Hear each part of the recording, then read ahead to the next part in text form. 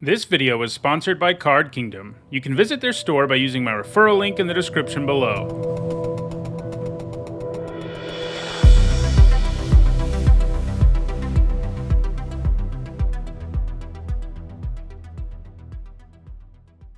Hi everyone, I'm Nizzanotes, and it's Saturday, and that means it's time for another edition of Nizzanotes, a weekly vlog series I do where I talk about limited magic.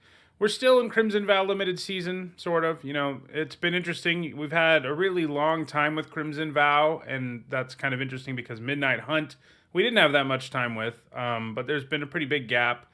So it's sort of a lame duck limited format that we're not that interested in anymore, but we don't have a new limited format to talk about yet. But the good news is that means I can talk about some broader topics, and that's what we've been doing the last couple of weeks, and that's what we're doing today. And in this video, I want to talk about combat tricks in limited in particular. So if you've watched my set reviews, watched me draft, stream, etc., you know that I'm not the hugest fan of like your typical combat trick in limited. Combat tricks they have a number of problems. There are some pros and some cons about them, and that's where I want to start. And then I want to talk about what makes for a good combat trick and what makes for, a less good and even unplayable combat trick. So I guess defining combat trick first is probably a good idea. A combat trick is an instant that you can use while your creature is in combat to help it win combat, generally speaking. You can also use them outside of combat in specific situations, but we call them combat tricks because you mostly use them in combat. And there are some big upsides here. You can really efficiently get rid of an opponent's creature in a way that you couldn't have with traditional removal. Your typical removal spell that can really kill a thing effectively costs 3-4 mana. And a lot of combat tricks, the good ones, as we'll see, cost like 1 mana. And so you get a pretty good deal if your opponent sets up a block that they think is a trade, and all of a sudden you pay 1 mana, kill their creature, and your creature is still on the board. And that's where, combat tricks really excel. They can even create massive blowouts. There are situations where your opponent double blocks and all of a sudden a combat trick just kills both their creatures. So the ceiling on combat tricks can be really, really high. At the same time, that doesn't mean combat tricks are excellent cards. In fact, even the cards that I would call, good combat tricks, most of them aren't cards you should be taking really highly. And the reason for that is the downsides of combat tricks. For one thing, they're highly situational. Obviously, most of them don't do anything or do very little outside of combat. And if you're not in the right kind of deck, an aggressive deck, you don't really want to play them to begin with. And even if you are in an aggressive deck, they come with some other downsides. You're going to have more situations where they're useful, but you also have risk. There's a big risk associated with combat tricks. And that main thing is that you can get 2 for 1. If you go into combat and you plan on using your trick to take down your opponent's thing, your opponent can respond by casting a removal spell or bouncing your creature. And these situations can really blow you out. So in a way that makes them even more situational because you have to be careful when you use them. And sometimes you're just going to find yourself in a situation where you're like, I have to use this combat trick. And it's kind of a coin flip whether my opponent has a thing. And if they have a way to interact with my creature, I lose. And that's a pretty bad feeling to have. But that's what sort of levels out combat tricks. They have this very big upside, really efficiently getting creatures out of the way. But they also have a downside. They're very situational and they're risky. And that causes some problems. Notably, just to talk about combat tricks a little more before we get into some examples of good and bad combat tricks and what makes them good and bad, I do think it's important that your typical combat trick is something you want to use when you're attacking. You can use them defensively, but it's generally much worse of an idea to use them that way. Usually because if it's your opponent's turn and they're attacking you, they're more likely to have mana untapped, and it's more likely they can interact with you and blow you out. In addition to that, you also, you're not gaining as much tempo, as effectively if you're the one blocking and using a trick. So generally, the best thing to do is to just be in a deck where you're turning your guys sideways and using your combat tricks that way. That's where they're at their most potent. That's where they're at their best. All right. So Those are the upsides and downsides of combat tricks, a little bit of advice about using them in limited. Now let's talk about what makes a combat trick worth playing in limited, and we'll do that first, and then we'll also talk about what makes a combat trick not worth playing in limited. So, a combat trick has to do its best at minimizing the downsides that we just talked about. So, if there's inherent risk associated with it, it feels even worse if you're paying a significant amount of mana to use a combat trick, because you're not only like taking a hit in terms of getting 2 for 1, you're also spending more mana, and also the more mana you spend, the less worth going the combat trick route it is, because the main upside about them, right, is typically that you can use them to win combat efficiently, kill your opponent's thing, and hold on to yours. They do have the additional upside of doing lethal sometimes out of nowhere, and that's great upside, but that's not the primary use of a combat trick, right? That's just some upside associated with it. And so one key thing about good combat tricks is that they have to cost very little mana, basically. In limited, for a combat trick to work out, typically, the best ones cost 1 mana, and the next best costs 2. Usually, if you get to 3 and above, you're starting to look at combat tricks that are a lot less appealing because they're no longer sort of maximizing the upside. The idea that they're efficiently getting a thing out of the way is evaporating on you. When you're spending more mana, you're spending like 3, could just be playing a removal spell, which is less risky and less situational. So, a good combat trick tends to not cost very much mana. The other key thing is they have to give a stats boost and or keyword ability combination that makes it likely that your creature is going to win combat. And by win combat, I mean your creature survives and theirs dies. Using a combat trick just to save a creature in combat, like because it gives a stats boost that doesn't allow the creature to kill the opposing creature, like let's say it gives a big toughness boost but not much of a power boost, that's usually not really worth it. You're kind of going down a card for nothing. And so you really want things that are boosting power, typically, and or granting keyword abilities like First Strike, which make it easier to kill things in combat, makes it more likely. And the best combat tricks of them all, most of them anyway, have some additional uses available to you. They aren't just useful in combat, they can do some other stuff too. So let's talk about a few examples of good combat tricks. I think the best place to start is really with one of the game's first and most iconic combat tricks, and that's Giant Growth. It's simple, but it's 1 green mana for +3/+3. That's going to make a lot of creatures capable of just winning combat a huge percentage of the time. I mean, it lets a 2/2 take down a 4/4. It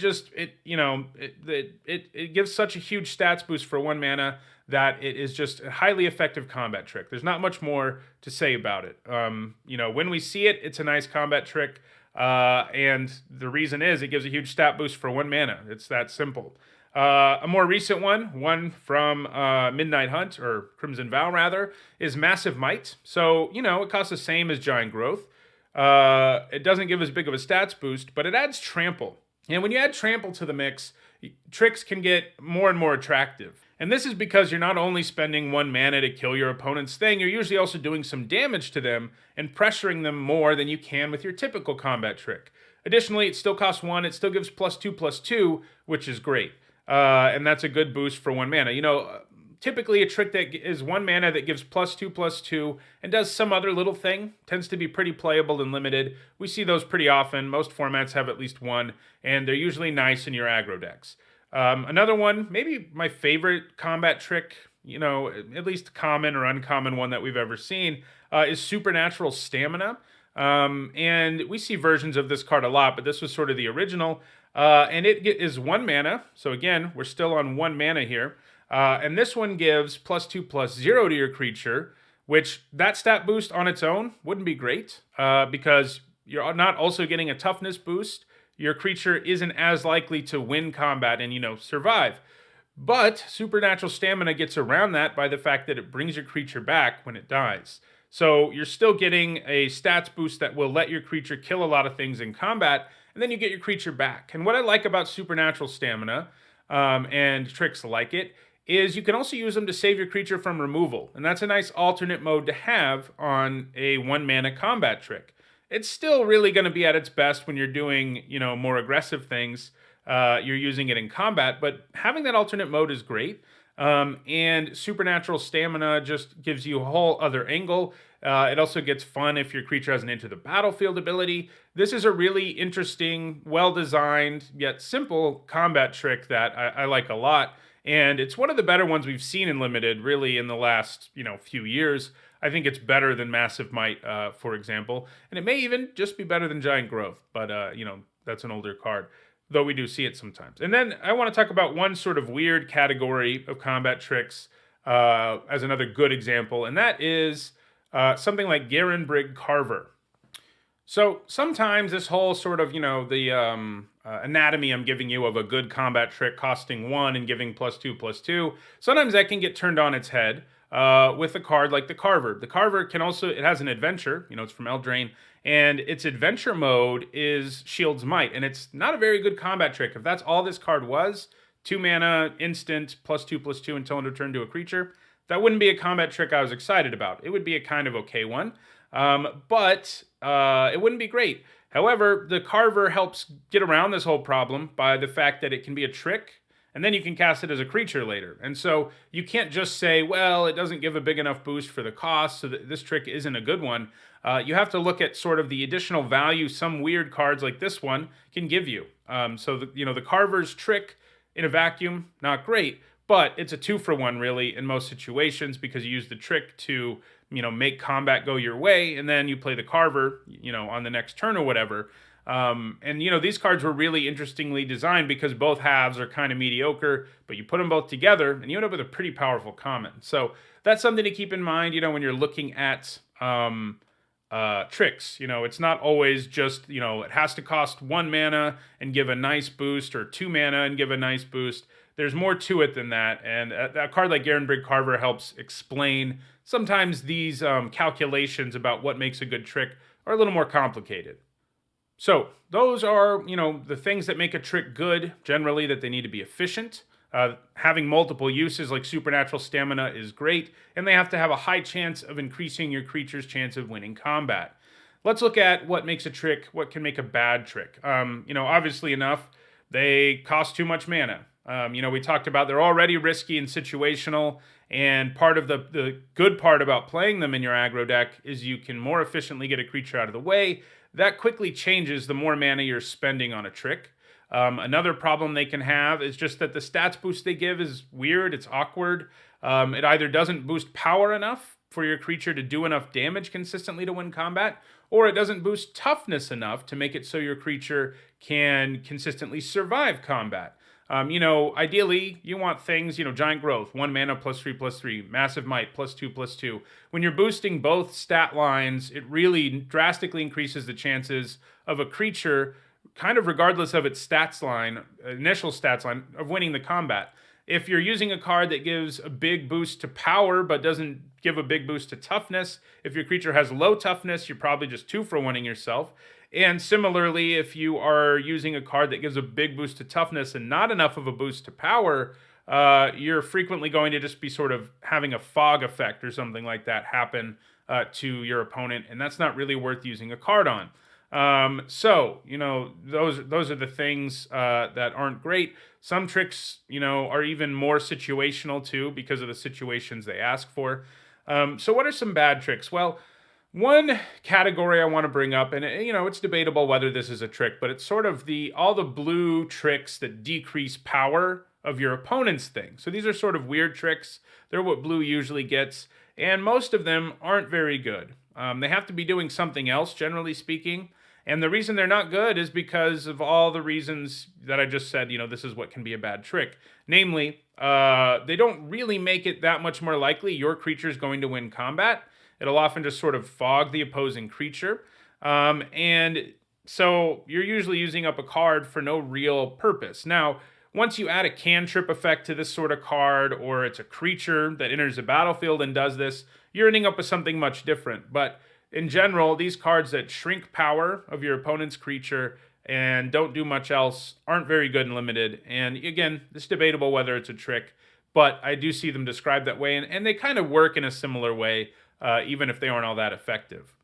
Another example of a trick that wasn't great in limited is Aegis of the Heavens. So, this looks cool, right? 1 and a white for +1/+7. That's cool, I guess. But it doesn't end up playing out very well in your typical limited game. The way creatures line up, a lot of the time this is effectively just like +1/+2, right? It helps a very narrow group of creatures against a very narrow group of your opponent's creatures win combat. If it doesn't already have high enough power, there's not a great chance it wins combat. It does get a big toughness boost, so it's probably not dying. And that does kind of give it an alternate mode against damage-based removal spells, which matters a little. But because the boost is so irrelevant in so many situations and not capable of helping your creature win combat, it's just not very good. Similarly, a card like Rite of Belzen Lock is an interesting one to look at. This is 1 black mana for +2/+1. So it's a 1 mana trick, and I love that. But what I don't love is the toughness boost. It does have this legendary upside, and that comes up. But a card that doesn't boost your creature's toughness enough means that your creature in combat is much more likely to die against a lot of your opponent's stuff. What you're really looking for is some configuration of attacks or blocks that you can do where you can use one of these tricks to help your creature win combat. And the less frequently a trick can create those configurations, the less good the trick is. And +2/+1, while the +2 will often help you kill an opposing creature, the lack of a toughness boost means your creature is often going to die in combat too.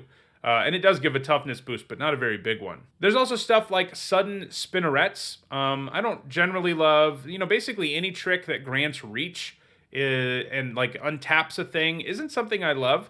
It's nice that this card does have an additional mode that's defensive, and it comes up sometimes. But these sorts of tricks are always way worse than a trick that just sort of has a more offensive mode, and it's better at the offensive thing. +1/+3 isn't the kind of stats boost that really helps that many creatures win combat. And, the reach thing, at least it's permanent with sudden Spinnerets, unlike some other versions of the card. But, the reason, I already explained why these sorts of things, where it's sort of like an ambush trick, the reason these are more dangerous, like I said, is your opponent frequently will have mana up, and they can interact with you trying to block their flyer or whatever. And so these sorts of tricks that grant reach that don't also have a pretty good offensive mode aren't very impressive. And Spinnerets is definitely an example of that, where you're paying 1 and +1/+3 is just not a boost that's going to win combat that often for you. There are versions of this card that are better. There's the one right now in Midnight Hunt that's 1 and a green for +3/+3, and it can also grant reach. That's nice because it has an actual reasonable offensive mode, and that's a perfectly reasonable trick. 2 mana for +3/+3 is a decent deal in most formats, and adding the defensive mode to it is sort of just gravy. Sudden Spinnerets is almost all about its defensive mode, and that's not really where you want to be with your tricks. Yeah, those are some, tricks, what makes them good, what makes them bad, how you use them, what the upsides and downsides are. And I think this is, really reasonably important topic because it seems like the last several limited formats have just had decks where, knowing what tricks to take and how to use them is pretty important. Like right now, red, green, and red, white decks in Midnight Hunt, or Crimson Vow rather, and black, red for that matter, they're all pretty good with tricks. So, tricks have been getting, I think, on average, a little better, just like most Magic cards in Limited have of late. And I think we're going to see a lot more of them. So knowing how to sort of evaluate a good trick versus a bad trick in Limited is a useful thing. So that does it for this week's Nizzanotes. If you enjoyed this video, don't forget to like it and share it so that others can enjoy it too. If you want to make sure you catch future editions of this series, don't forget to subscribe. About half of my viewers aren't subscribed. If that's you, just do me a favor and hit the subscribe button. And if you want to catch up on past episodes of this series, other limited content, you'll see some playlists on your screen shortly. And if you want to go the extra mile in supporting the channel, you can on Patreon. Thanks for watching.